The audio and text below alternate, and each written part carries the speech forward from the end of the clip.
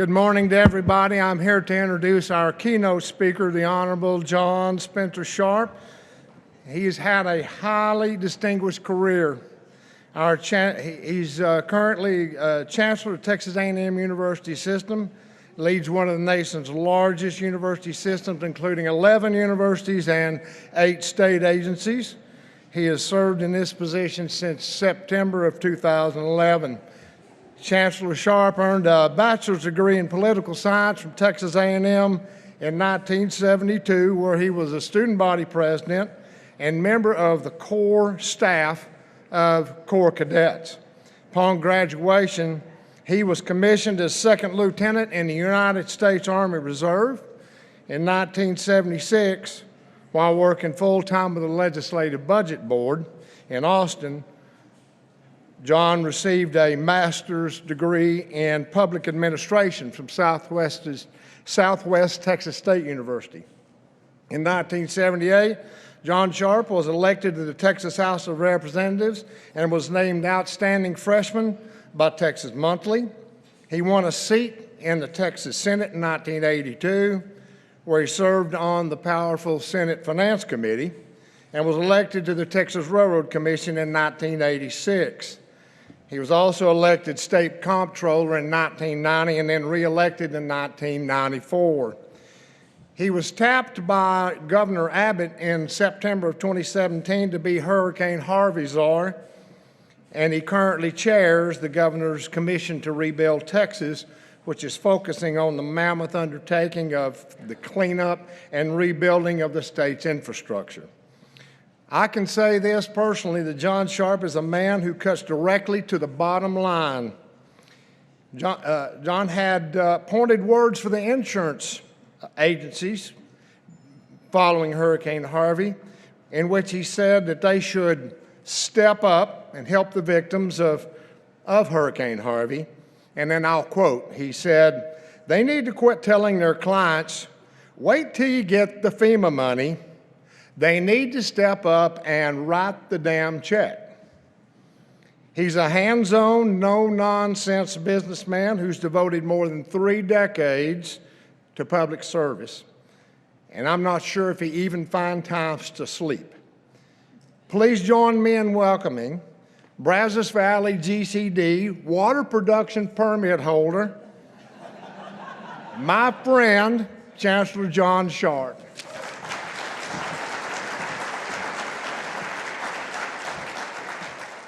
Well, thank you, Alan. That is the most ridiculously long introduction I've ever had.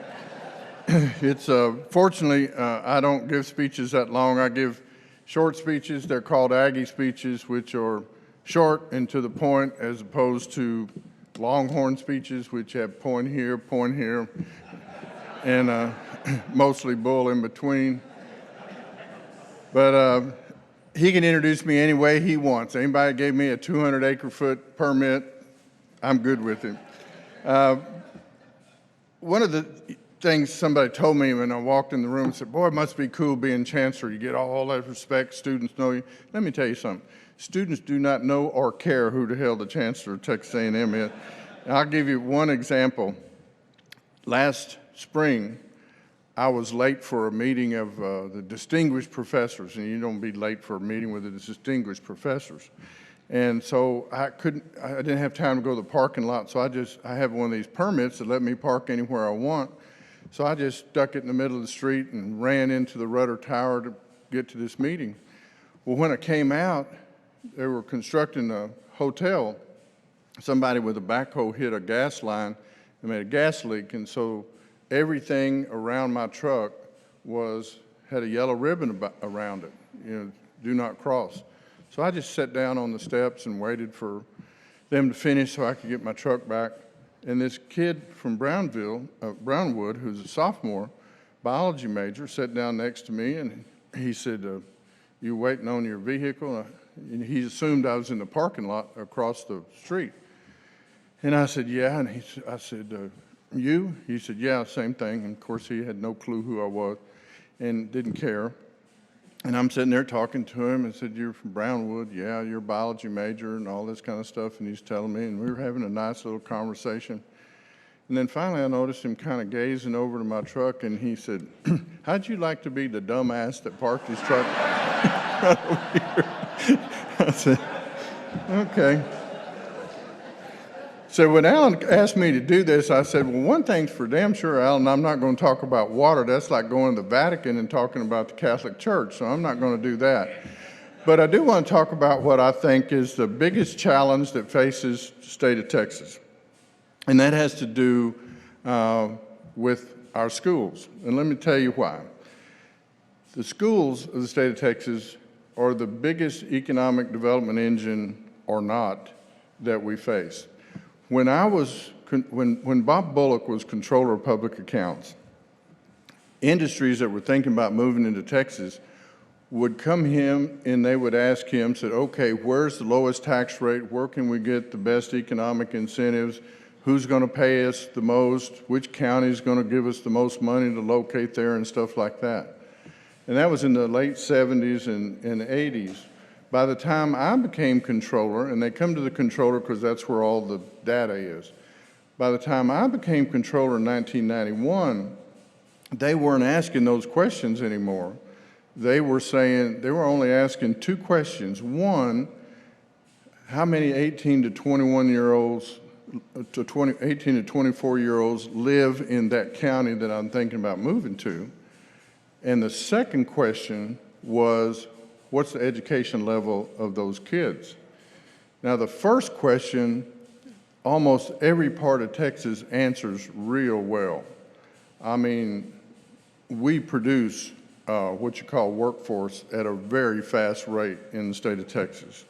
The families are to be congratulated. As a matter of fact, the only place that produces workforce faster than the state of Texas is Provo, Utah. And all you got to do is think a little bit about that. Average Mormon family has 8 kids per family.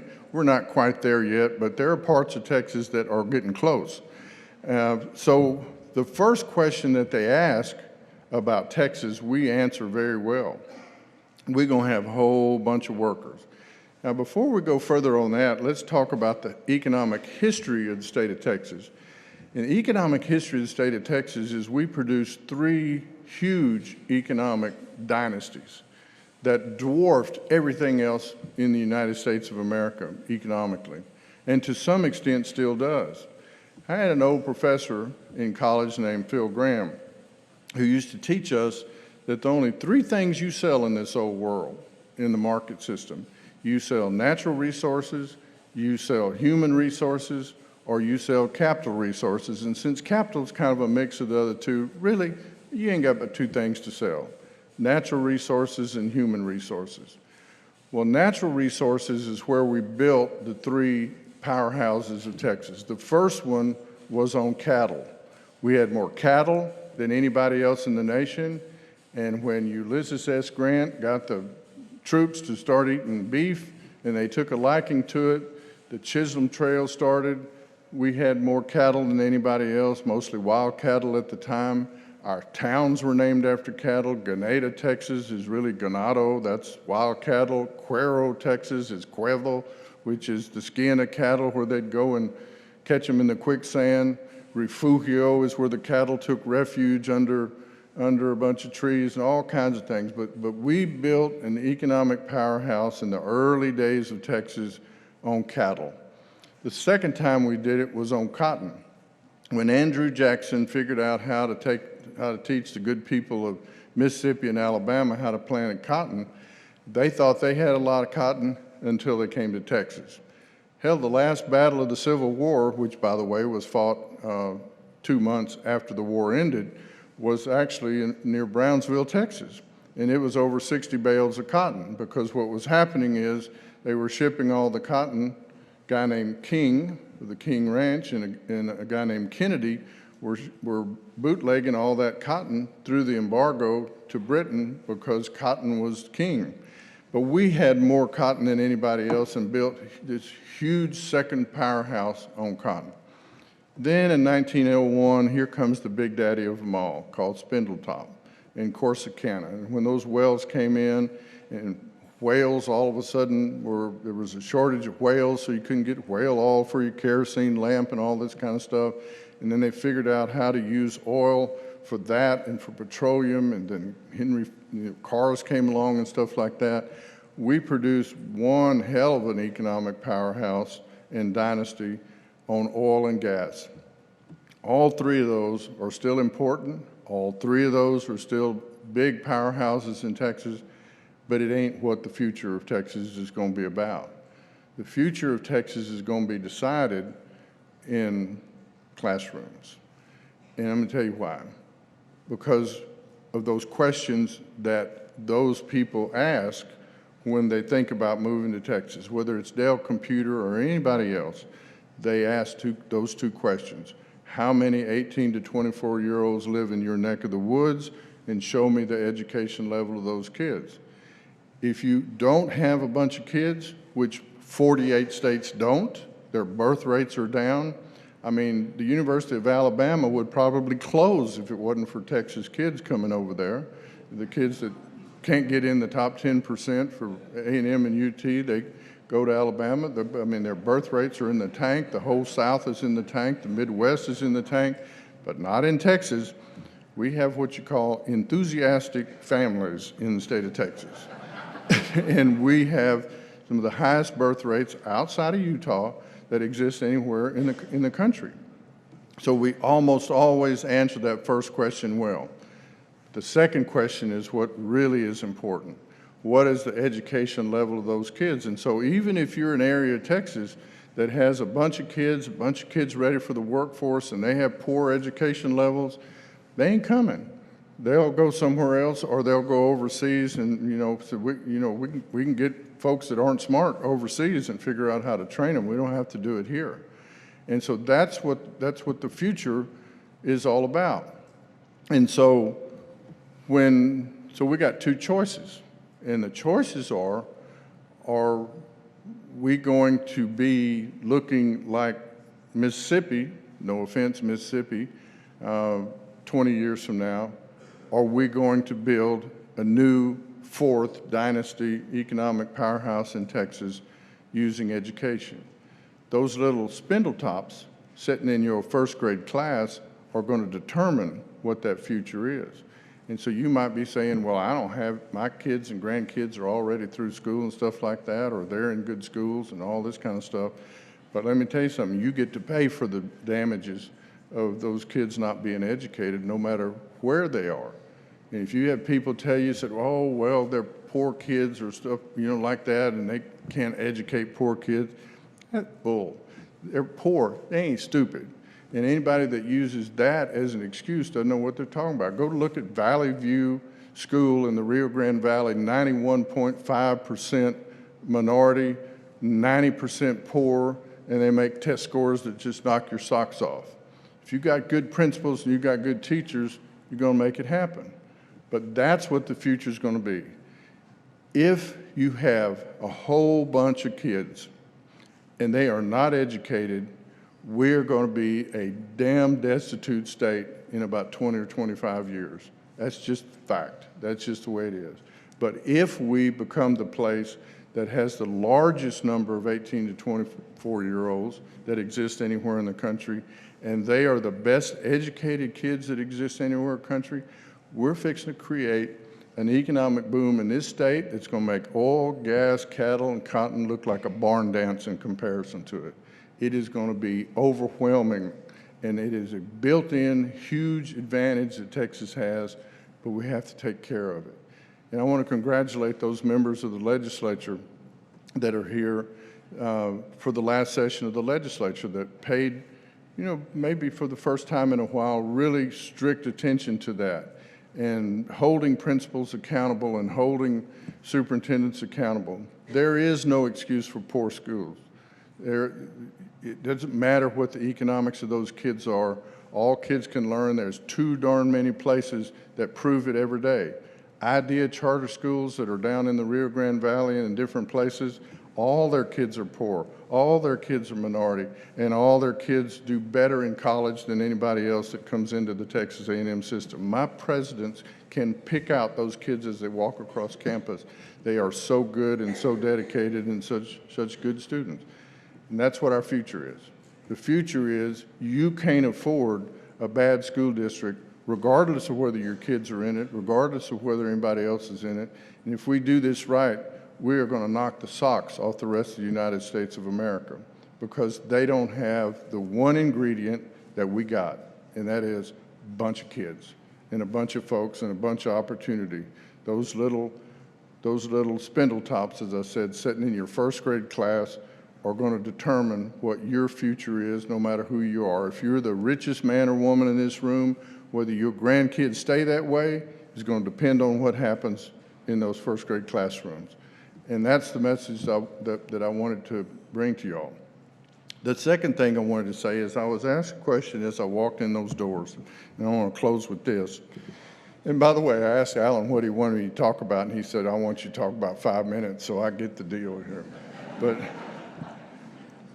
I was asked a question when I walked through that door. I said, what's the biggest political mistake you ever made? And I have decided I'm going to tell y'all. Since my wife is not here, and she would be highly upset that I tell this story because she doesn't want people to think her husband behaved in this manner, but I'm going to tell y'all this story. When I was a freshman at A&M, and y'all remember that Rick Perry and I ran against each other for lieutenant governor, and Bush became president, and Perry became governor, and he barely beat me by 1 percentage point.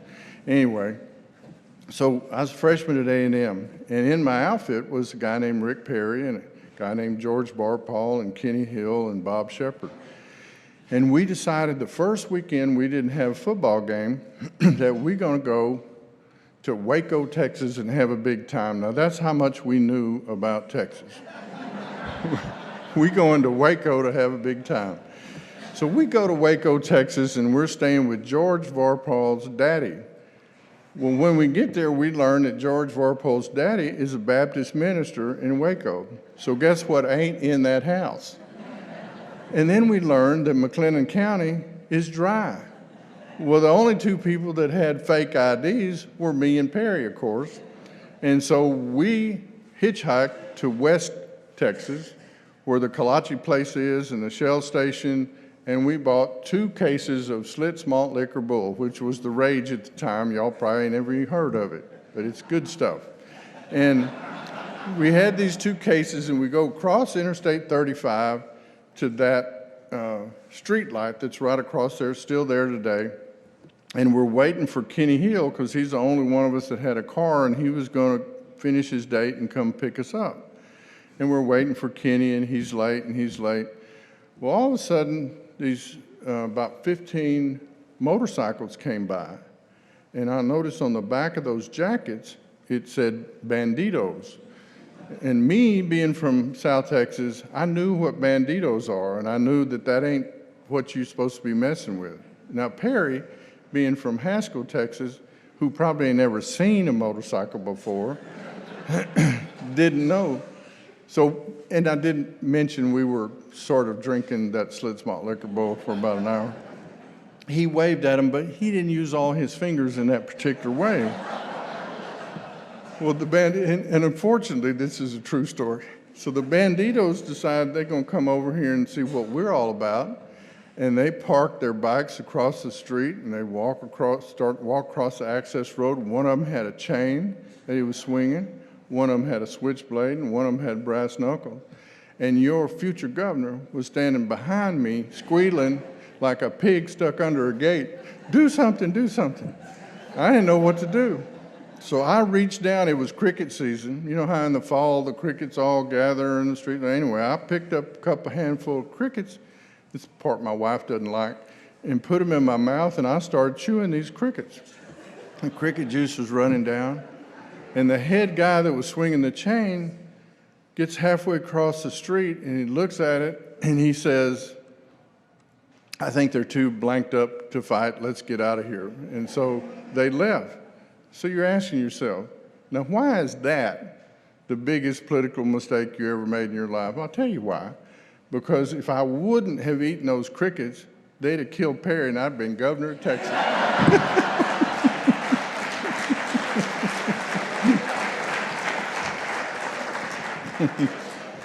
And you know, since I'm here, I got to say a little bit of something about Texas A&M. Somebody asked me, said, why'd y'all give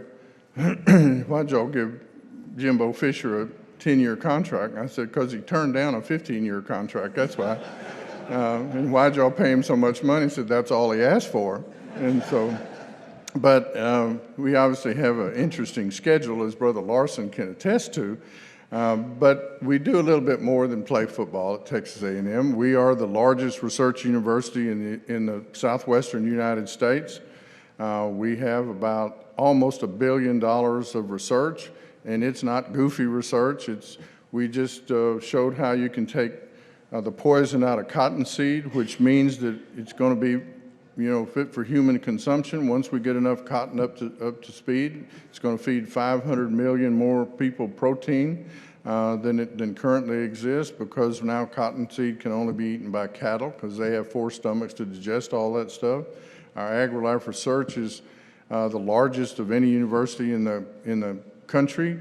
With the legislature's help, Army Futures Command is going to do all of its testing on our new Rellis campus over there, and so we're going to be sending particles through the underground at about 44,000 miles an hour to develop for the United States Army our hypersonic weapon system. Our directed energy and laser systems are going to all be tested there. So all of the testing done, whether it's developed at UT or A&M or Cornell or MIT or Caltech or anywhere in the country, all of that testing is going to be done at Texas A&M University.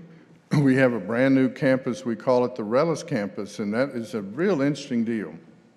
Blinn College in Brenham only has about 3,000 kids in Brenham, but they got 15,000 kids at their campus in Bryan.